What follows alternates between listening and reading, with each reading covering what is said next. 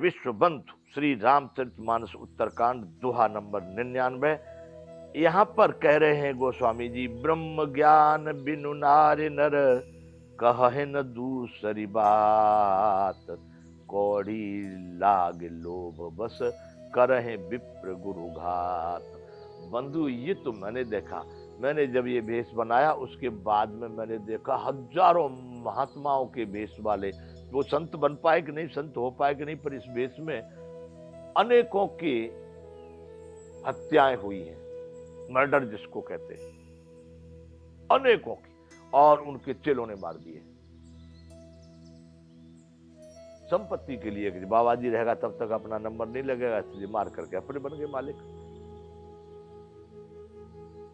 ऐसा यहां पर हुआ है बंधुओं, इसलिए यहां कहा गया ब्रह्म ज्ञान बिन नारि नर करे न दूसरी बात, कौड़ी लाग लोभ बस करहे विप्र गुरु घात। ब्राह्मण और गुरु का हत्या कर देते हैं। ब्रह्म ज्ञान, अभी आप देखिए, आप देखना, चिंतन करना, समाज में कहीं भी आप अपनी बात को, यदि आपने उसका चिंतन किया, पढ़ाई किया, आपने अध्ययन किया, आपने उस वस्तु को पाया अनुभूति अनुभव से, आप उसको वहां किसी को सुनाइए तो तत्काल दूसरा वहां पर अपने तुमसे ऊपर वाली बात सुनाने लगेगा। आप कहोगे कि हमने देखा भाई, ऐसा अनुभव किया, हम वहां पर रहे तो ऐसा, तो वो कहने लगा अरे हम वहां गए थे तो हमने ये देखा। ज्ञाताओं को, ज्ञानियों को, विद्वानों को उपदेश देने वाले लोग, ब्रह्म ज्ञान बिन नारि नर करे न दूसरी बात। नर नारी दोनों इतने वाक्पटुता में तेज हो गए हैं कि सभी के सब ब्रह्म ज्ञानी है। ब्रह्म ज्ञान बिन दूसरी बात ही नहीं साहब, जहां देखो वहां पर ब्रह्म ज्ञान की बात। एक भी किसी से कोई कमजोर नहीं है बोलने में। अभी हम देख रहे हैं मोबाइल पर, पहले संत महात्माओं के, उच्च कोटि के विद्वान ब्राह्मणों के उपदेश सुनते थे, वो उपदेश करते थे। आजकल तो कोई भी, वो किस योग्यता वाला है, किस पद वाला, किस प्रतिष्ठा वाला, या किस प्रकार का उसका जीवन शैली है, कोई मतलब नहीं। लेकिन इस पर उपदेश सवेरे सवेरे, ये भी बड़ी परेशानी है। हालांकि कोई मोबाइल हमको मजबूर नहीं कर रहा है, परवश नहीं कर रहा, बेबस नहीं कर रहा, तुम हमको रखो ही रखो, लेकिन हम रख के बैठे हैं।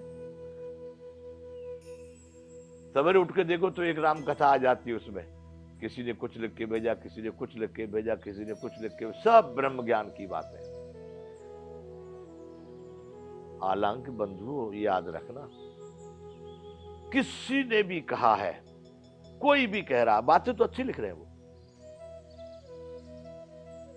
कहीं से सुनकर, कहीं से पढ़कर, कहीं देखकर, या कहीं अनुभव में आ जाने से लिख तो ठीक ही रहे। कौन लिख रहा है इसको हम देखने जाते, तो इसलिए कह रहे हैं कि ब्रह्म ज्ञान बिन नारि नर करहि न दूसरी बात। वो सबके सब ब्रह्म ज्ञानी हो गए, उनके आचरण में है कि नहीं है, लेकिन जो लिख रहे हैं वो तो ठीक ही है अपने अपने विचार से, पर वो पूरा ठीक है, पूरा सही है, उससे आगे कुछ सही नहीं, ऐसा भी नहीं है। उनकी योग्यता के अनुसार उनको जो समझ में आया वो उन्होंने ठीक ठीक डाल दिया। यूट्यूब पर, फेसबुक पर, मोबाइल पर, व्हाट्सएप पर तमाम संदेश सवेरे सवेरे। तो ब्रह्म ज्ञान बिनु नारि नर कहे न दूसरी बात। सबके सब ब्रह्म ज्ञानी है, सबके सब ब्रह्म ज्ञान की ही बातें कर रहे हैं, लेकिन कौड़ी लाग लोभ बस। कौड़ी लाग, कौड़ी का मतलब कहते हैं मिट्टी के भाव, जिसकी कोई कीमत नहीं, जिसकी कोई वैल्यू नहीं, जिसकी कोई, यूं कहा जाए बहुत बड़ी, जिसकी कोई कीमत नहीं है, मूल्य नहीं है उसका। ऐसे कार्य के लिए भी कौड़ी लाग लोभ बस, लोभ में पड़ करके कि ये वस्तु मुझे। बंधुओं, सारे संसार के सभी पदार्थ नश्वर हैं और ये उत्पत्ति विनाश वाले हैं, ये सब बने हैं और सब बिगड़ेंगे। इन्हीं के लिए कौड़ी लाग लोभ बस, अल्प लोभ के कारण करहे विप्र गुरु घात। वो लोग पूजनीय को भी गुरु को भी, विप्र को भी, ब्राह्मण को भी हत्या कर देते हैं। कल युग में ऐसा बताया है, ब्रह्म ज्ञान बिन नार नर करें न दूसरी बात, कौड़ी लागे लोग बस करें विप्र गुरुघात। ये उत्तरकांड रामचरितमानस का 99 नंबर दोहा का। अब इसका खा है, बाद है शूद्र दुजिन सन हम तुम ते कछु घाटे, जाने ब्रह्म सो विप्रबर आंख दिखावे डाटे।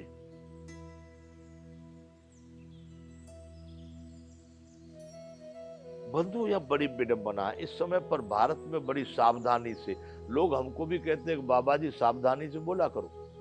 हमने कहा भाई असावधानी क्या कि नहीं, यहाँ पर आजकल शब्दों की बड़ी मारामारी है। कोई भी कुछ शब्द को पकड़ के अरे केस कर देते लोग। किस बात पर? यदि आपने काने आदमी को काना कह दिया तो केस हो जाएगा, छोटे को छोटा कहोगे तो केस हो जाएगा, मोटे को मोटा कहोगे तो केस हो जाएगा, विकलांग को विकलांग कहोगे तो केस हो जाएगा। धक्के खाओ कोर्ट के। ऐसी स्थिति है बंधुओं। पर यहां पर एक शब्द बार बार रामायण में कहा गया, शूद्र। और शूद्र का मतलब कोई ऐसा अपमानजनक शब्द नहीं है। यह भी एक सम्मान का शब्द है। चार भाइयों में से एक भाई के नाम की संज्ञा मान ली जाए, परंतु इसको लोगों ने इतना खराब कह के, अब तो लोग, आज के लोगों ने वर्तमान प्रणाली में सरकार और शासक और शासन ने उसको तो बहुत नीचा कर दिया है। अरे वहां तो हमारे तो इन ग्रंथों में शूद्र शब्द कहा गया, उस परंपरा में शूद्र शब्द का मतलब था छोटा। अब तो उसको बड़ा, दलित का मतलब कुचला हुआ, दलित दला गया जिसको, अब तो ऐसा शब्द दे दिया दलित। अरे बंधु, न कोई दलित है न कोई, यहाँ पर सब के सब मानव हैं और सभी मानव अपने में पूरे हैं। लेकिन इनको डरा डरा के, बता बता के लोगों ने, उन्होंने नहीं, आप राजनीतिक लोगों ने कह कह के, देखो तुम पर अत्याचार हुआ, देखो तुम पर फलाना हुआ। अरे भाई होता रहेगा। यदि आपने अपने स्वाभिमान को नहीं समझा तो इसका उत्तरदायी कौन? आप स्वयं हैं। इसलिए यहां पर गोस्वामी जी लिखा है 99 नंबर दुआ में के, बाद आए शूद्र दुजिन सन हम तुम ते कछु घाटे, जान है ब्रह्म सो विप्रबर आंख दिखावे डाटे।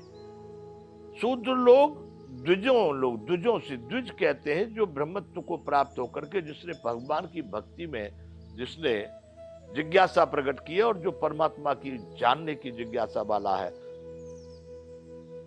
जो गृहस्थ से अलग भावना लेकर के चल रहा है।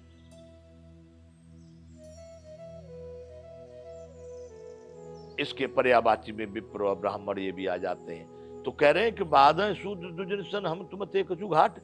शूद्र लोग उन द्विजों से झगड़ा करते हैं। क्या समझते हो, हम तुमसे कुछ कम है क्या?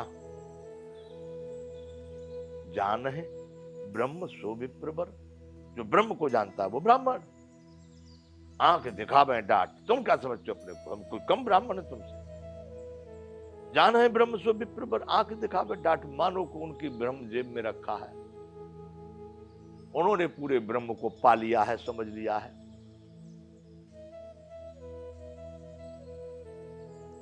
जान है ब्रह्म सो विप्रवर, हे ब्राह्मण, जो ब्रह्म को जानता है वही ब्राह्मण है।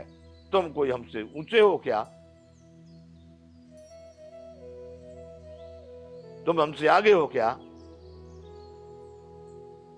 बाधे शूद्र दुजन सन हम तुम ते कछु घाट। इस तरह से उनसे बाध रहे हैं, मतलब उनसे एक प्रतियोगिता कर रहे हैं, वाद विवाद कर रहे हैं उन द्विजों से कि तुमसे क्या हम कोई कम है? अरे जो विप्र, अरे जो ब्राह्मण को, ब्रह्म को जानता है वो ब्राह्मण है, तुम ही थोड़ी ब्राह्मण, हम भी ब्राह्मण। बंधुओं, यहां पर हम विराम करेंगे, आगे ये चर्चा फिर चालू रहेगी।